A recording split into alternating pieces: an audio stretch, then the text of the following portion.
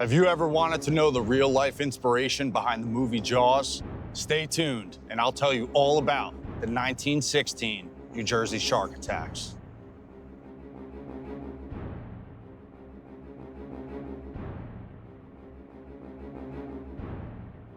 Ladies and gentlemen, welcome to a very special event.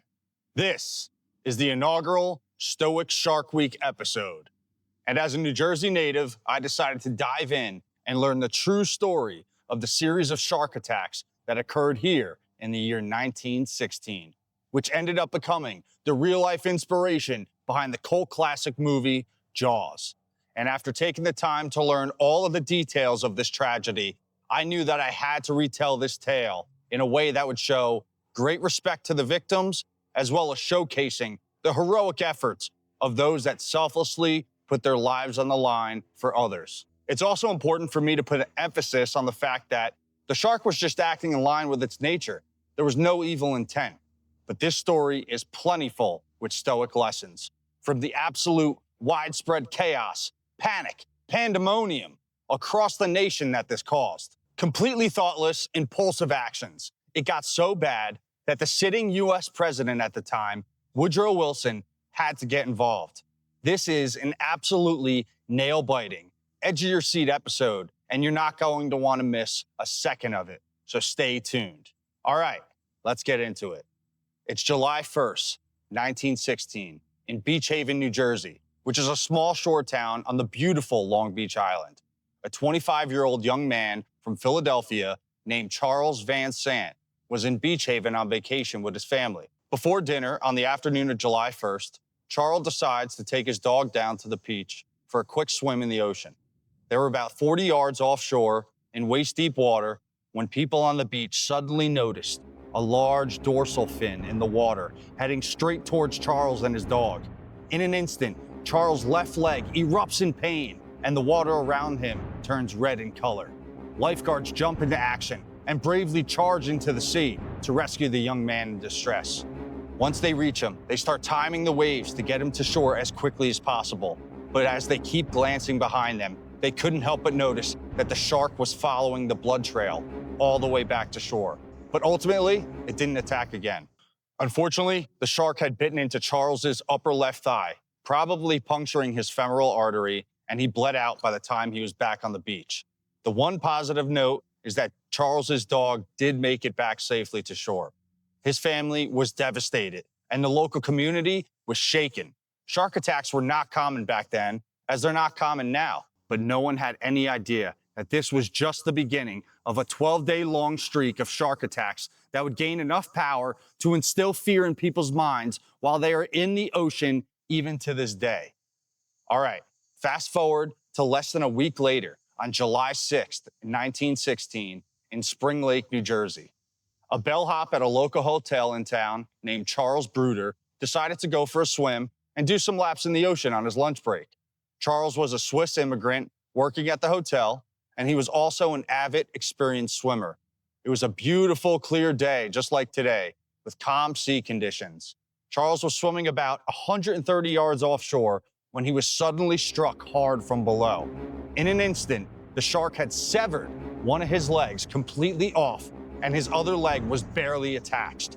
Lifeguards see this happen and jump right into action, launching their rowboat to get to him as quickly as possible. By the time they reached him offshore, he was floating in a pool of red seawater. They pulled him on board and did all they could, but he bled out on the boat. When they reached the shore, beachgoers surrounded the boat, like humans do when they see tragedy, but no one was prepared for the gruesome scene on the boat. Absolute chaos erupted on the beach. Women were reported to have fainted on the sand in shock. In this 1 week span, two men, both named Charles by coincidence, had both lost their lives while enjoying the pleasures of the sea. These two shark attacks in New Jersey caused a nationwide panic. Some beaches were immediately closed. There was a 75% drop in shore attendance. Local businesses that survived off the tourism started drowning. All the major newspapers in the country were printing front-page headlines that there was a man-eating shark off the coast of New Jersey, using fear as a tactic to sell more papers. Local fishermen and anyone who owned a boat formed militias and started patrolling the waters around the clock, armed to the teeth with guns, hunting down this so-called man-eating shark. Local hotels and townships dropped steel mesh nets down to create safer swimming zones, and out of nowhere, suddenly everyone had it in their mind that they weren't safe anywhere without being vulnerable to the jaws of this monster. Even on land, people walked around in fear without taking a moment to think rationally. This shark, or sharks, had disrupted the normal day-to-day life of Americans across the country, even in landlocked states. Now, fast forward again, less than 1 week later, on July 12th, 1916. The setting on this day is different from the two prior. The events on this day take place in Matawan, New Jersey, in the Matawan Creek. The Matawan Creek connects to the Raritan Bay, which is the bay that touches both New Jersey and New York City before opening up to the mighty Atlantic Ocean. This water in the Matawan Creek is brackish water, meaning it's a mix of both fresh water and salt water.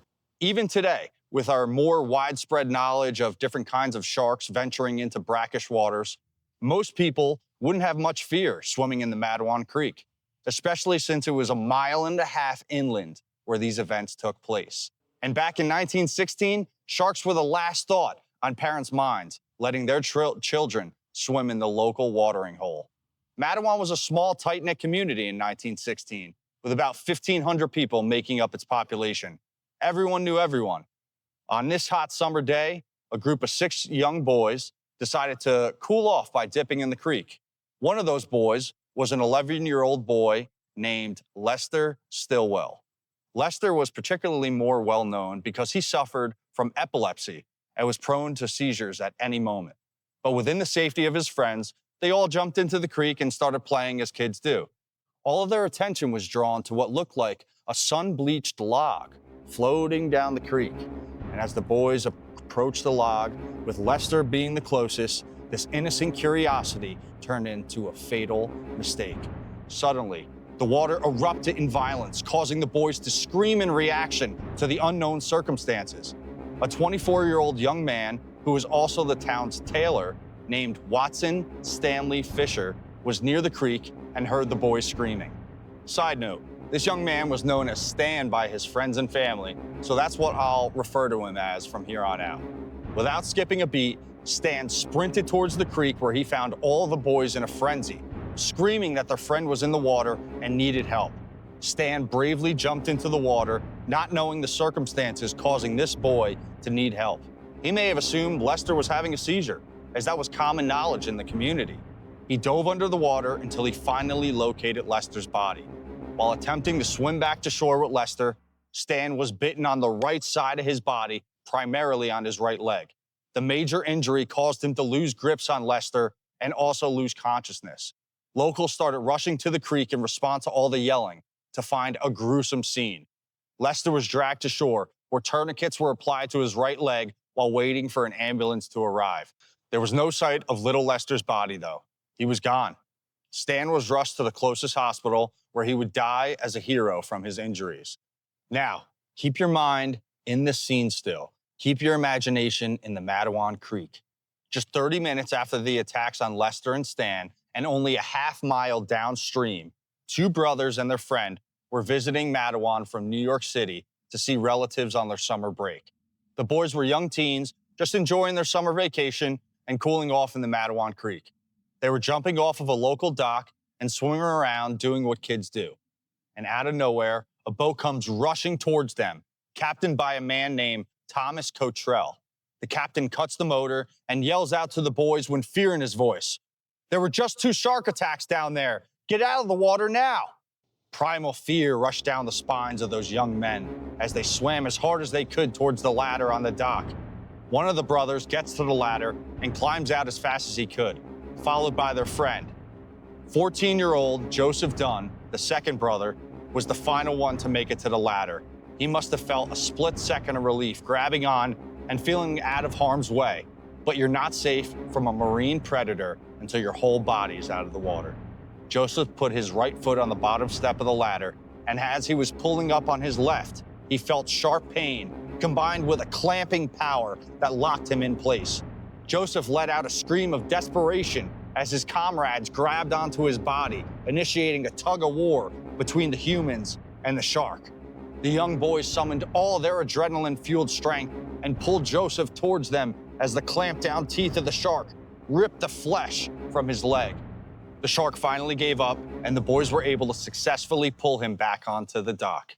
Hearing the screams, locals rushed down to see what was happening, only to find a young boy bleeding out on the dock. Joseph was rushed to the hospital, where he spent 59 days fighting for his life and eventually recovering from his injuries. He later recalled that it felt like he was going down the shark's throat during the attack. Joseph was the only person to survive this string of shark attacks. Lester's body was finally found upstream 2 days later, allowing his family to at least have the closure of laying him to rest. On behalf of Stan's selfless and heroic actions, the family of little Lester requested that Stan be buried directly uphill from the young boy's grave so that he can always look after him, forever close in location and in spirit. Their graves are located in the Rose Hill Cemetery in Matawan, New Jersey. These were the first widely reported string of shark attacks in U.S. history. 5 shark attacks within a 12-day span along 50 miles of shoreline, and 3 of the attacks happened a mile and a half inland. The entire country absolutely exploded in panic. The uproar reached all the way to the Oval Office, where the sitting president at the time, Woodrow Wilson, decided that the federal government needed to get involved. Wilson and his cabinet were on board with a complete shark eradication plan. The U.S. Coast Guard was ordered to patrol the shoreline of the New Jersey area and actively hunt sharks. Congress approved immediate allocation of $5,000, which is equivalent to about $150,000 today. And that money was to be used towards the efforts of finding and killing this man-eating shark. Local fishermen and volunteers were paid to go out on shark hunting expeditions where countless numbers of innocent sharks were killed using guns, harpoons, and even explosives. The Matawan Creek, where the final attacks took place, sounded like a war zone, with dynamite explosions going off all along the creek for days. 2 days after the final attacks, on July 14, 1916, a man by the name of Michael Schlesser returned to the dock in his boat, claiming that he had captured the man-eating shark. Now, for those of you that are familiar with the movie Jaws, the crazy boat captain character named Quint, who ends up getting eaten and his boat sunk by the shark in the movie, that character was based off of Michael Schlesser in real life. He returned to the dock in possession of a juvenile great white shark and a suspicious tail to go along with it.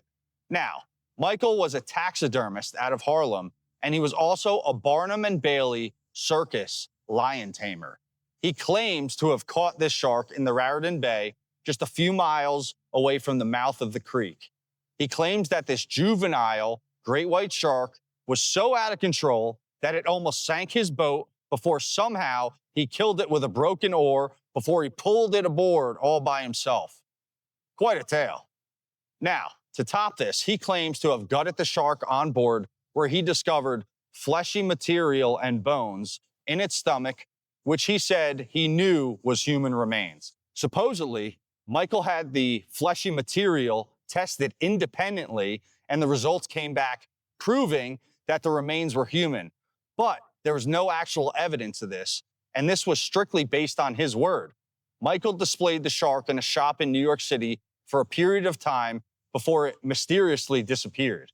Countless numbers of innocent sharks and other large marine animals were senselessly slaughtered in cold blood during the weeks and months following the attacks, all while these vigilantes were being paid by the government to do so. There was no proof that the shark or sharks that were involved in these attacks were even caught or killed.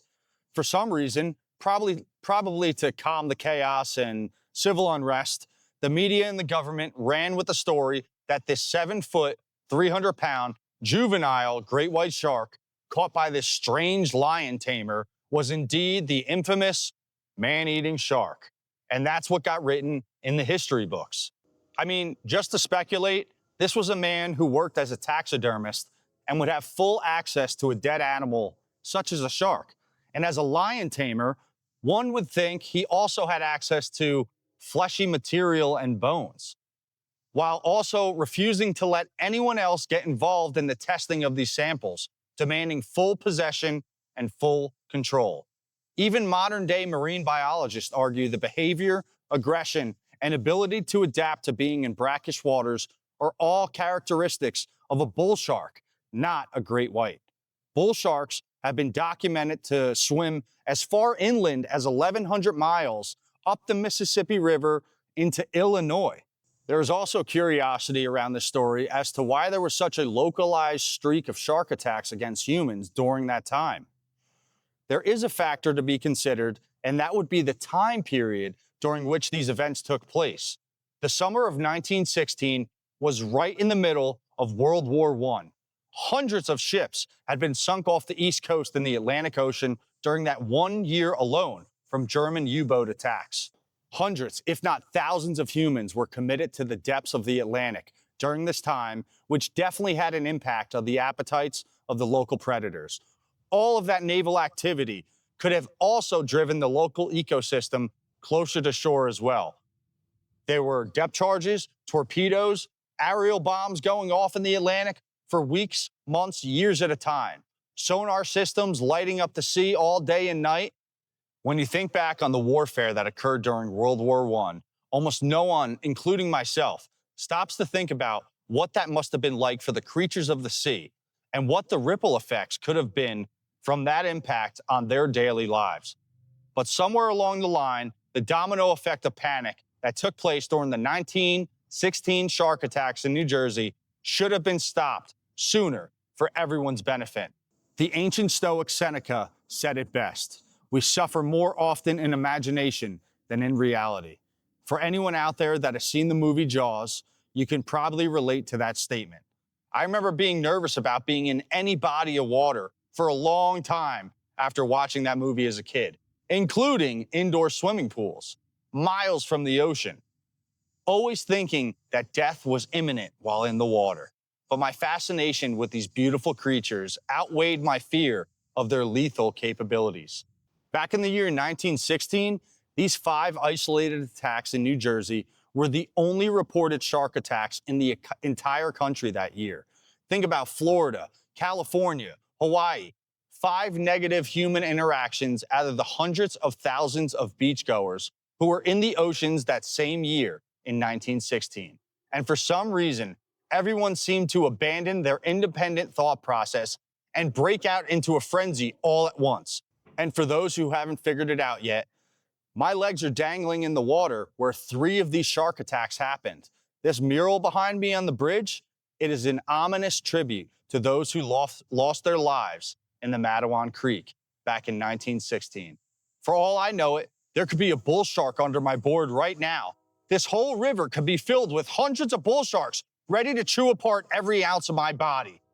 The imagination is a powerful aspect of the human mind, and when combined with irrational fear and a mob mentality, it can completely incapacitate not only a person, but an entire country, which is why critical, independent thinking is so important. A high percentage of vacationers were canceling their entire summer vacations that year, causing the local tourism economy to crash, when you could still enjoy your vacation just fine, as many of the beaches reopened with netted-off swimming areas. Or you could still enjoy being on the beach, enjoy everything that the local shore towns have to offer, such as restaurants, arcades, rides, entertainment.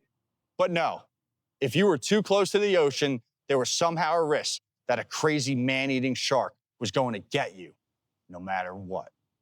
The top causes of death during the year of 1916 were heart disease, influenza, aka the flu, tuberculosis, which is a serious lung infection, and I have to mention that diarrhea also made the list of top causes of death in 1916. All this fear from 1 or 2 aggressive sharks living in their home, in the ocean, off the shores of New Jersey, drove a whole nation indoors where they were more at risk to catch a disease and die over being in the water. And the internet says that today, over 180 million Americans visit U.S. beaches each year. In 2024, the last full year of recording data, there were 28 shark attacks on humans, resulting in 1 casualty. Now, listen, full respect and condolences to the family that lost their loved one. But think about these numbers. 1 person out of 180 million people died from a shark attack in America last year. And there isn't measurable data to compare the amount of people that will never enter the ocean due to their irrational fear of sharks. And to put some comparisons to this data, here's a short list of causes of death with a far higher number of fatalities over shark attacks in current times. More people die these days from falling out of bed, choking on food, texting and driving, taking a selfie, slipping in the shower, electrocution, etc.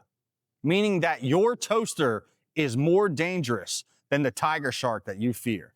Now, you would think that people who have been attacked by sharks would not only hate sharks and want revenge, but they would never want to take the risk of entering the ocean again. But there are 2 legends in the surf world that have had negative run-ins with sharks, but their takeaways from their experiences are each uniquely inspiring.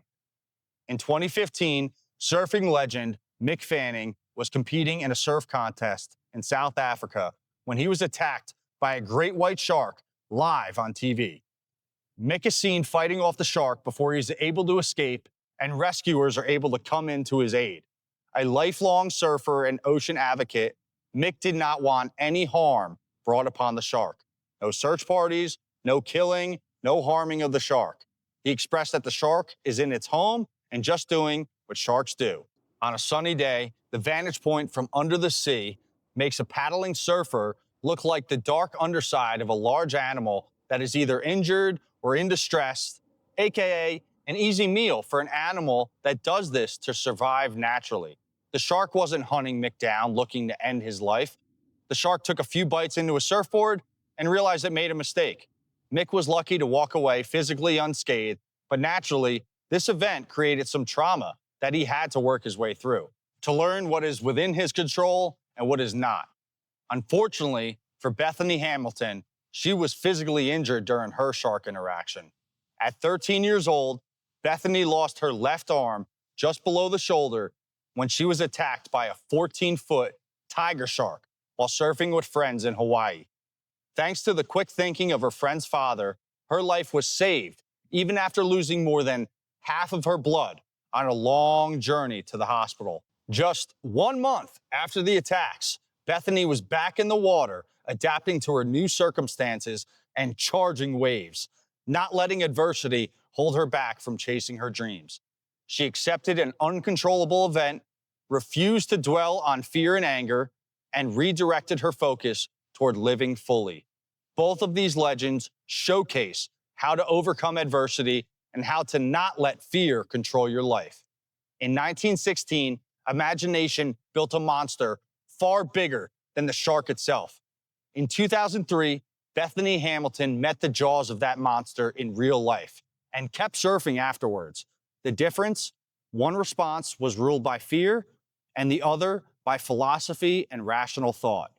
Both chose not to dwell in resentment or fear. Instead of letting the attacks dictate their relationship with the ocean, they accepted the risk as part of life, acting on what they could control, and kept surfing. A truly Stoic response. When the Stoic Seneca was exiled from Rome for a crime that there is little evidence that he committed, he lost his home, his resources, his safety, yet he reminded himself, "We suffer more in imagination than in reality." He was dropped off on a barren island with no return date to count on. Scarce on food and supplies, it would have been easy to let his mind drown in imagined disasters, to believe every fear he felt, every whisper of death. But Seneca refused. He wrote down, "We suffer more in imagination than in reality." And eventually, his perseverance and his ability to maintain the mindset to just worry about what is within his control paid off when his exile was revoked and he returned to Rome after 8 long years of having his spirit tested. In 1916, a handful of shark attacks on the Jersey Shore became, in the public mind, an endless siege of man-eating monsters from the sea. Fear spreads faster than the truth, just as it does in our own lives. Even the federal government, who is supposed to come to the relief of the citizens in times of distress, instead joined in on the panic. Seneca's words still stand. Face what is real and refuse to be ruled by the storms you invent in your own mind. I really appreciate every single one of you for taking the time to watch this week's Stoic Shark Week special. I hope you guys learned some stuff that you didn't know, just as I did during the process of writing this episode. A big shout out to all of the brave rescuers during the 1916 shark attacks who put themselves in the line of danger to help others in dire need. Shout out to Thomas Cottrell, who was the boat captain that warned the final group of boys about the prior attacks and probably saved all of their lives with his quick thinking. And we can't forget about our friend Stan, the local tailor who bravely jumped in and tried to save little Lester's life and died in the process of his heroic actions. The two remain buried near each other for all of eternity. It is nice to see that Matawan still maintains a memorial in Memorial Park to keep the history of this event alive for us to learn from.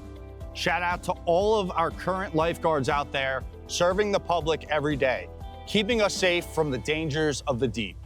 And much respect and condolences to all the victims and family affected by the 1916 tragedy. I'd like to close out this episode on an advocacy note.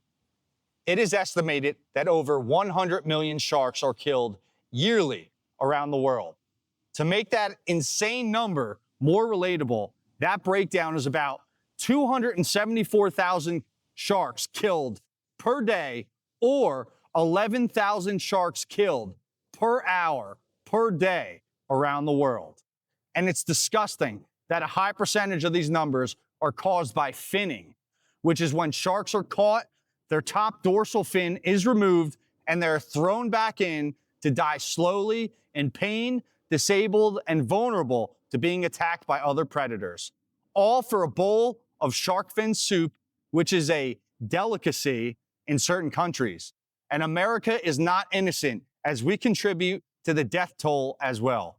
Hawaii was the first state to have the courage to step up and pass a bill in 2021 called the Shark Fins Prohibition Act, or the Hawaii House Bill 553, which bans the capture, entanglement, or killing of any shark, enforced with steep financial fines. The people rallied to get the bill passed to preserve the ecosystem in their local waters, as well as to honor the cultural traditions of the indigenous people who revere the shark as one of the protectors of the sea, even seeing them as protectors of humans when there is mutual respect between human and shark. I have plans to start reaching out to our local assemblymen soon to get a local bill like this passed in New Jersey to spearhead the mainland's involvement to start protecting and respecting the locals of the sea. Again, thank you everyone for joining along today for this story. Please subscribe to the channel to help us grow. Like the video if you liked it, and leave a comment if you have something to say. We are on YouTube and Instagram only under Stoic Social Club, and you'll see our logo as the profile picture. Check out our merch store, which is loaded with our quality clothing line featuring awesome human-made designs printed on heavyweight shirts, tank tops, Champion brand hoodies and sweaters, snapbacks, towels, candles. There's a lot of cool stuff on there. Follow the link in the bio to access our store. I really appreciate everyone again for tuning in, and I really look forward to seeing everyone for our next Stoic Sunday right here at the Stoic Social Club.